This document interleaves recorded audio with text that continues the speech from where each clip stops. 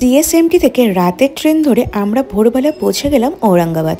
এখন আমরা এখান থেকে যাব শনি সিংনাপুর। যেহেতু আমরা শিরডি থেকে শনি সিংনাপুর যেতে পারিনি আগেরবার, তার জন্য এবার আমরা প্রথম দর্শন শনি সিংনাপুরে করছি। ঔরঙ্গাবাদ থেকে শনি সিংনাপুরের ডিস্টেন্স হলো 80 কিলোমিটার, ওই 1 থেকে 1.5 ঘন্টার মতো লাগে। আমরা এখানে আসার আগে অনলাইনে কার বুকিং করে নিয়েছিলাম। অনলাইনে যে অ্যাপটার মাধ্যমে কার বুকিং করেছিলাম তার নাম হলো সাওয়ারি অ্যাপ।